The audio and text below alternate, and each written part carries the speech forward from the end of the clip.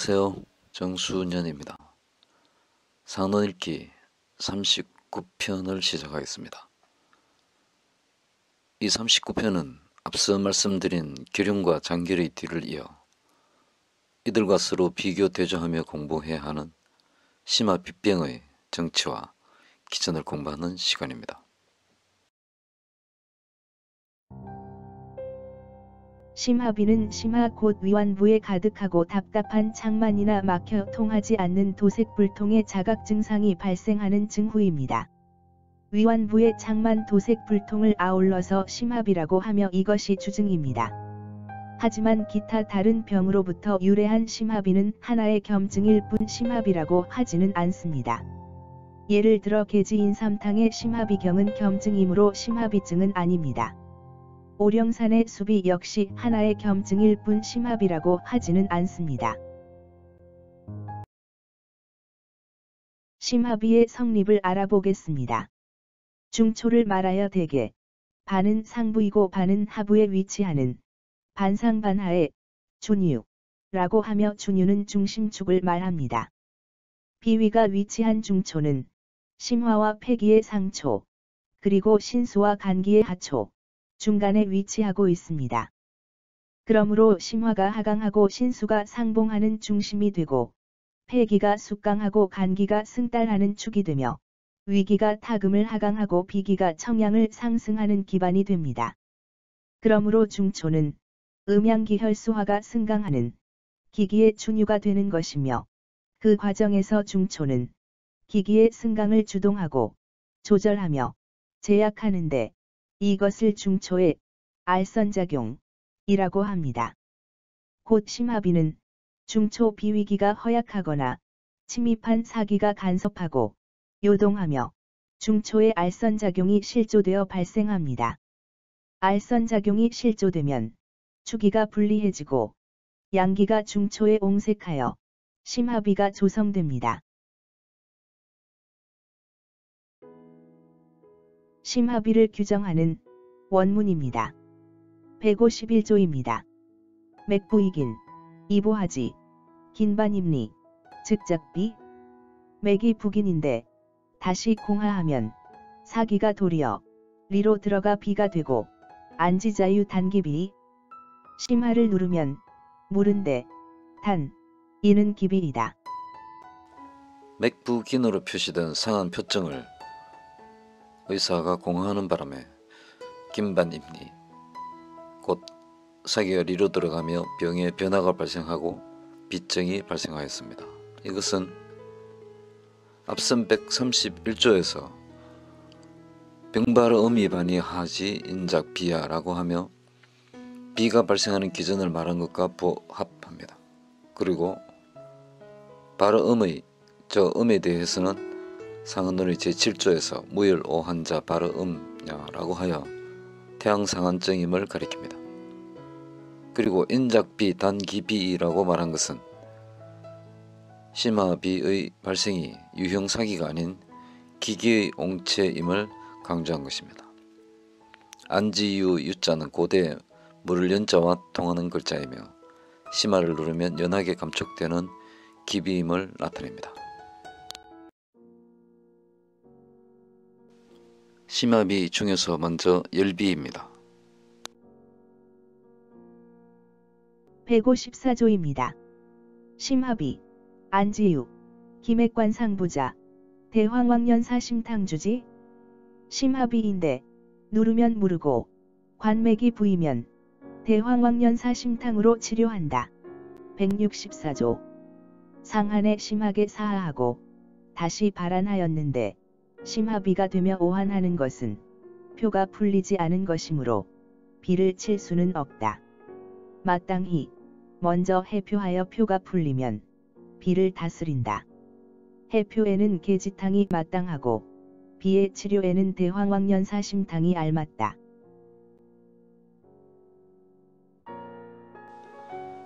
심화비 안지유는 본정이 유형사기가 아닌 기기옹체에 의해 발생한 증상임을 뜻합니다.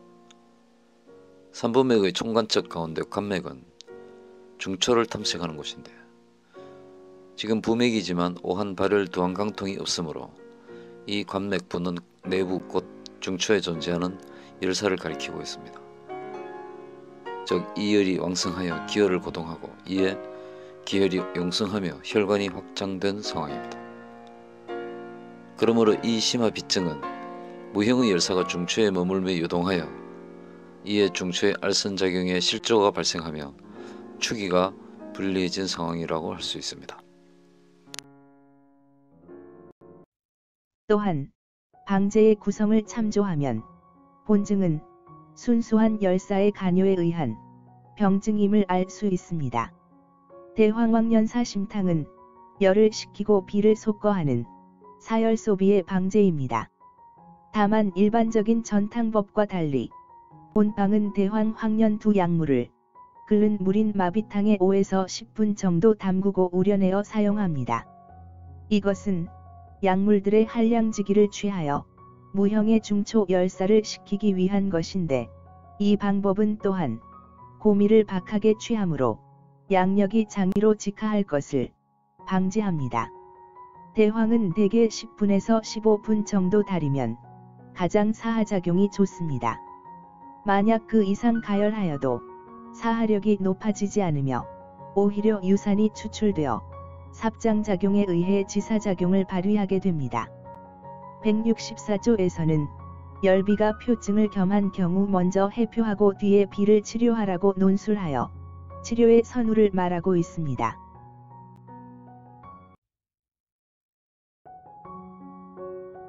현대의 본방 대황왕년사 심탕을 각종 혈증과 원발성 고혈압, 신경성 두통, 구강궤양, 당뇨병, 동맥경화, 뇌혈관의 질환, 안면신경마비, 3차 신경통, 근만성결막염, 근만성위염, 이질, 결장염 등 증이 모두 열실화성의 특징을 구비한 경우에 응용하여 사용합니다. 임상에서는 종종 황금을 가하여 삼황사 심탕으로 구성하는데, 화일이 왕성한 대변 건조에 대해 탕제로 달여서 사용할 수도 있습니다. 당용천의 혈증론에는 삼황사 심탕을 위열이 왕성한 토혈육혈의 치료에 사용하였는데, 여기서는 이 방을 물로 달여서 사용하였습니다. 현대에도 삼황사 심탕을 위열에 의한 구취, 대변 건조, 아은종통, 토혈, 육혈 등의 증이 무형열사가 중초를 간섭한 병기인 경우에 해당하면 사용합니다. 또한 일단의 연구자들은 동물 실험에서 삼황사 심탕이 지방지수를 낮추는 데 좋은 효과가 있다는 발표를 하였습니다. 이번에는 심화비의 열비이면서 동시에 신양혈을 겸한 증후를 보겠습니다. 155조 심화비인데 다시 오한하며 땀을 흘리면 부자사 심탕으로 치료한다. 이 155조의 심화비 역시 열비입니다. 무형의 열사가 위완부에 머물면서 중초를 유동하므로 중초의 알선기가 옹체된 상황입니다. 오한과 한출은 맥부, 발열 등의 증상이 없으므로 표증이 아니라고 봐야 합니다. 땀이 흐르는 것은 신양으로 인해 표양이 고밀하지 못하고 이에 양기가 음액을 수습하지 못하며 외출하기 때문입니다. 오한하는 것은 신양으로 인해 표양이 고밀하지 못하여 온후작용이 실조된 결과입니다. 그러므로 본증은 신양의 한증과 열비의 열증이 착잡한 상황이며, 중경은 이 경우 한열을 한꺼번에 치료하는 한열동치법의 부자사심탕을 사용하고 있습니다. 열사를 걷고 비를 해소하며 양기를 부조하고 표양을 고밀하게 하는 사열소비, 부양고섭의 부자사심탕은 대황왕년사심탕에 부자를 가하여 조성하였습니다. 대황왕금황년은 중초에 존류하는 무형의 열사를 식힙니다. 양기를 온양하고 한사를 해산할 부자 일매는 포하고 별도로 달여 즙을 내어 기타 약액에 타서 복용하는데, 이같이 별도로 달이는 것은 부자의 오도아민, 아코틴에 의한 중독을 방지하기 위함입니다. 아울러 본방은 한열비를 치료하는 것이 아니라 열비의 양허겸증을 치료하는 것이며 또한 이 방은 전형적인 한열병용의 방제라는 것을 알아야 하겠습니다. 방 중에서 부자의 오도함인 아코니틴은 독성이 있기 때문에 과용하면 중독될 수 있습니다. 중독이 가벼우면 입술과 혀끝에 마비감이 발생하고 심하면 호흡과 근육이 마비되어 사망에 이를 수도 있습니다. 고대에는 독화살에 오두에 치맥을 입혀서 살상용으로 사용하기도 하였습니다. 오도함 아코니틴은 고온에서 파괴되기 때문에 부자 10g이라면 30분 정도, 10g 이상은 1시간 정도 달이면 독성을 제거할 수 있습니다.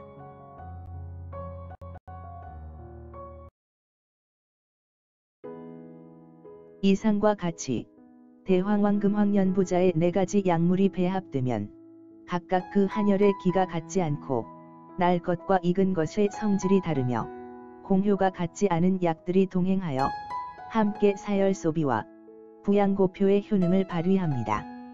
임상에서는 이열이 왕성하며 동시에 양허인 병인, 예를 들어 내부에 열이 있으면서 표양은 허약하거나 허한의 체질인 사람이 이열증을 새로 앓거나 노년의 양허인이 열사를 감수하였을 경우 등에 모두 본방을 사용할 수 있습니다.